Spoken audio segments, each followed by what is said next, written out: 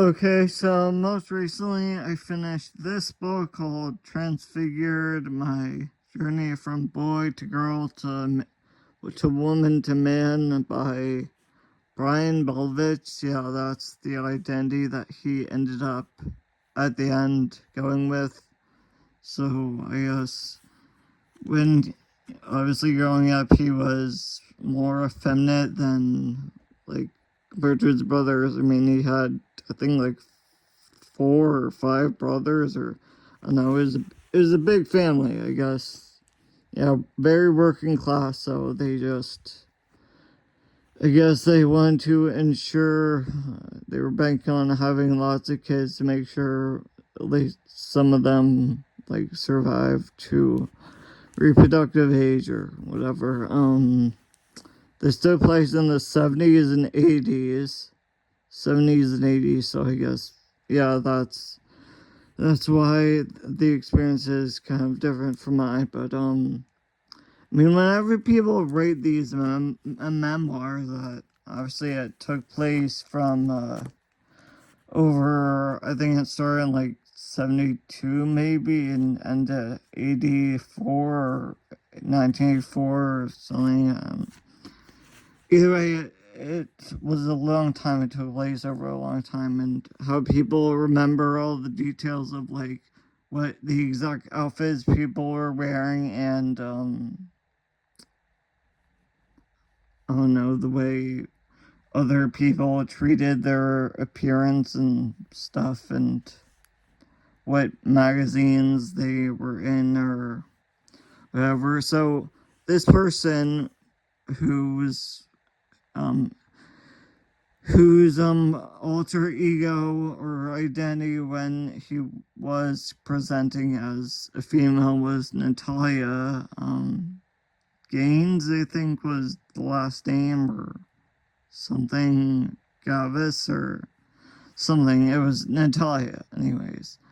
So yeah, at one point, one of the highlights of his childhood was, I guess, as a 10-year-old, he, like, before the transition thing, while in the bathroom, he kind of noticed for the first time glory holes. Like, I guess, yeah, he had never knew about glory holes before, but that was the point where he started to notice glory holes. And there were 2 men in the bathroom. Like, one was smoking, and I don't know, it ended up that he was raped. He was raped by 2 men. He was raped by 2 men, and so that was I guess dramatic, or I don't know. It's, well, obviously it showed that he had a messed up, not very good childhood. And it sounded like his parents really were not supportive, or I mean, his parents weren't really. It doesn't sound like they were good people. Anyways, I mean, there was the one time when he set the side of the house on fire. Like, I guess he was playing with fire, and the side of the house caught on fire, which was not. I'm glad that the only time I've ever had to call 911 for fire was when the haystack in the field near across the street it just spontaneously combusted. And I mean, luckily when I saw it, the fire was still pretty small. But yeah, so I guess if I hadn't called 911, a lot more trees would have burned down. And okay, so back to the this main story about Brian Belovitch becoming Natalia, and then eventually back to Brian. I think he presented as a trans woman for 17 years. 17 years, and well, he grew up in Rhode Island, so I guess his family is originally from Rhode Island, Providence, and he like did stay there until college age. So he did attend RISD, which is Rhode Island School of Design. Like I think hairdresser. His primary occupation was hairdresser, and like his best friend Polly was a makeup artist. But then shortly around like 17 or 18, they moved to New York City, and well, then he Brian quickly moved into the like theater acting scene.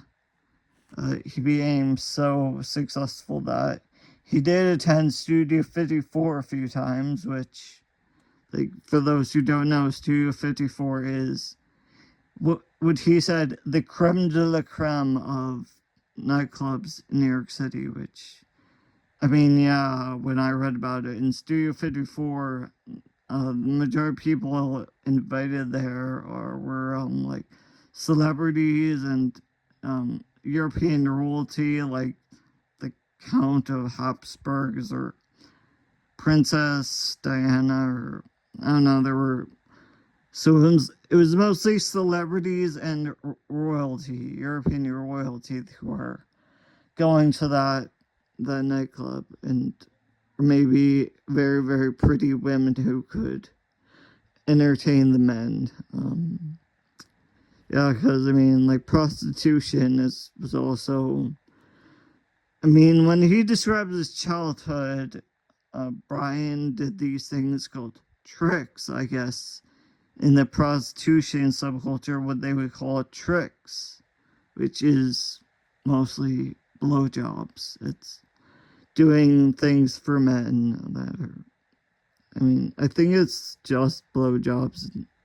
I don't know if it includes hand jobs, but I've heard circumcision around the hand job, and I'm sure this was in the 70s, 80s, so circumcision rate in the United States was much higher back then.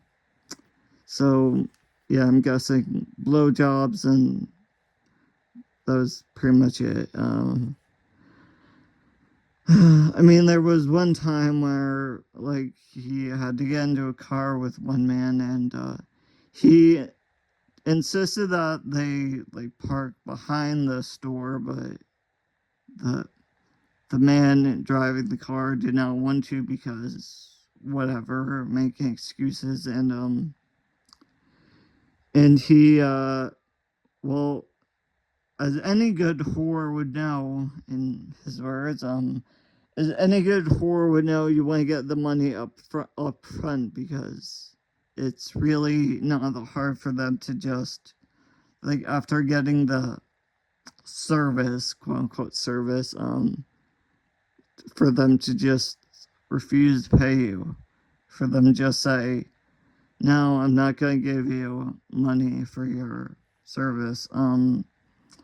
So he asked for the money, but instead of the driver reached down, and instead of picking up money, it said he picked up a gun and held the gun to Brian's head so Brian would just give him a free blowjob. And so I think that took place in Rhode Island. So I guess, well, almost every state has very shady areas. Like, I think Coatesville is, out of Pennsylvania, Coatesville is known as not very,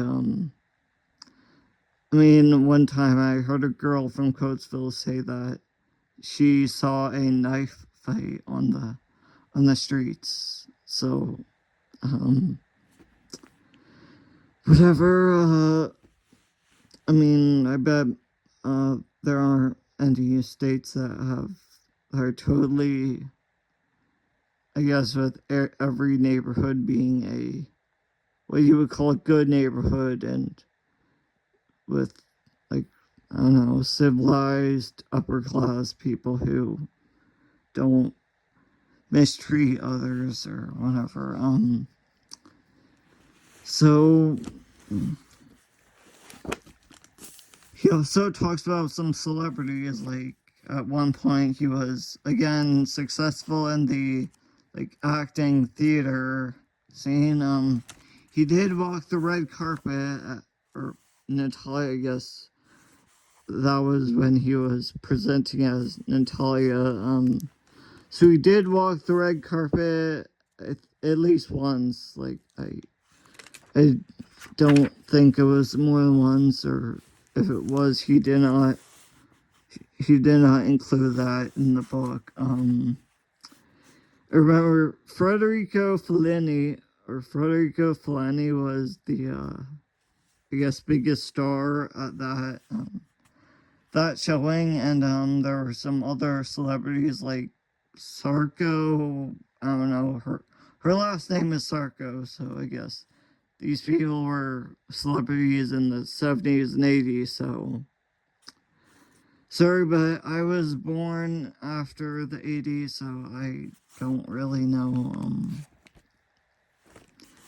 I mean, he does talk about starring in playing Lucy in the play You're a Good Man, Charlie Brown. I guess it was kind of lucky that Brian included some pictures of what it was like back then, or what he did, and so this one is called Natalia with Dolph Lundgren and Antonio in 1985. So yes, 1985, when he was still a drag queen, or trans. I don't know. He had hormones and silicone injections. I don't think. I mean, he still had a penis. He did not do any major surgery, just like injections, silicone, and hormones. So, yes, obviously Natalia, his, I guess, transgender identity is this one. See, this one says Natalia performing as danceteria.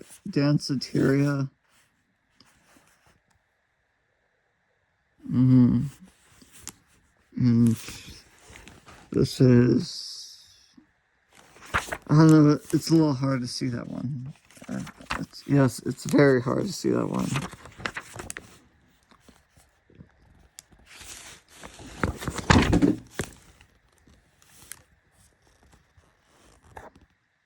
And this one, Natalia is Lucy in You're a Good Man, Charlie Brown, 1984, which, You're a Good Man, Charlie Brown, never heard of that, but whatever. I guess the Peanuts was like 80s, it's an 80s thing, and I was born after the 80s, so I don't know, look at me.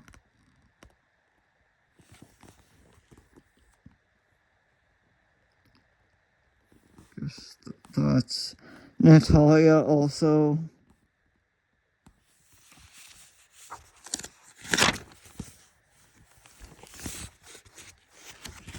Let's see if I can find more pictures in this.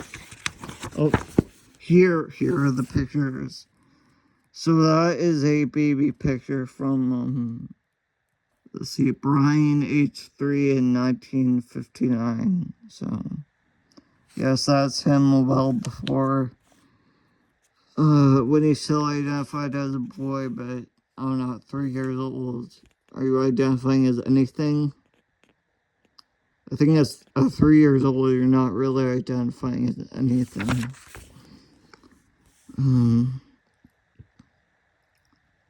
So 5 years old at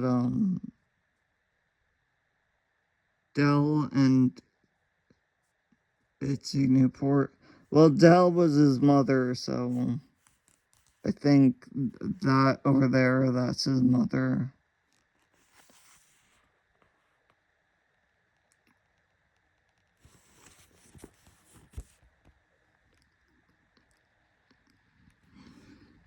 So this is his siblings, Joseph, Randall, Brian, and Jeffrey.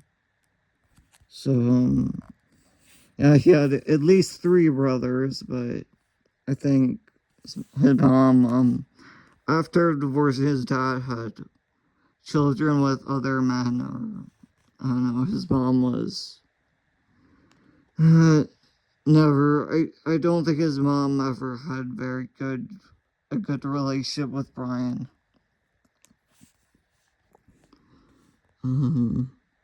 This one says Brian, age 14, engineer high, Fall River.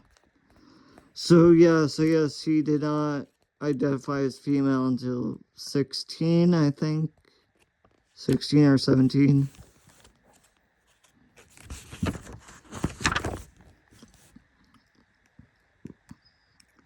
And this one says Natalia, springing out of a bazooka bubblegum wrapper as one of Antonio's girls in 1977. So I guess he started as a supermodel or model, and this guy Antonio was doing that project where it was models coming out of the top of giant candy wrappers, giant candy bars.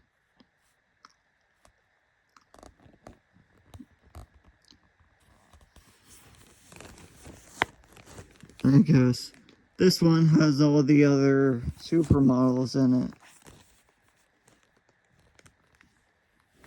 We'll take it over here because I think there's some more light. So, yep, that's Antonio's girls.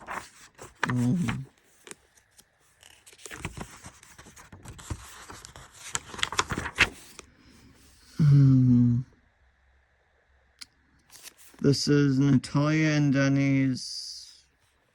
Let's see, Natalia and Denny's wedding in Rhode Island. So we did get married as trans women, and let's see, this is Natalia and Denny, Junior, Germany.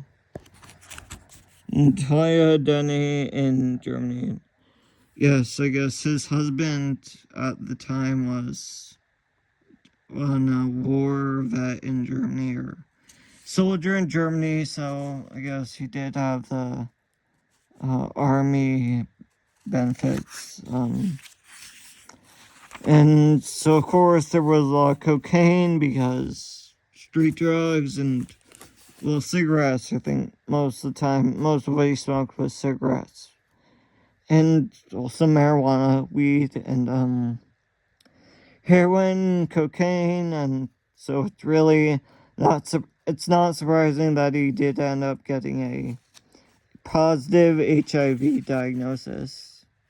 I mean, constantly having unprotected sex with lots of men, and some of them sketchy, and also intravenous using IV drugs, always shooting up, like, so I guess this book, I'll say it, the biggest thing it did for me was it definitely made my stance against drugs and alcohol stronger, because yes, he describes a lot of his life where he struggled with drugs and alcohol, like being addicted to heroin, cocaine, because, like, when he was on heroin, and he was supposed to perform on stage, he was in a bathroom trying to, I don't know, do some heroin thing where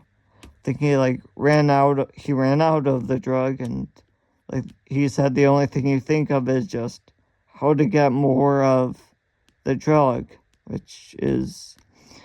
and I guess that made him late to get on stage. Like, he did not make his appearance when he was supposed to, so And alcohol was, I forget the details, but of course it does not help. Can definitely make people do things that they don't really mean to. So yeah, heroin and cocaine are really bad. And it sounds like it made his life a whole lot worse. And yeah, so that's my review, and I know that most of you are not gonna actually read this, so that's part of the reason I made the review. And I guess knowing about minorities, transgender is whatever. It's good to talk about it, not just ignore it like it doesn't exist. Thanks for watching.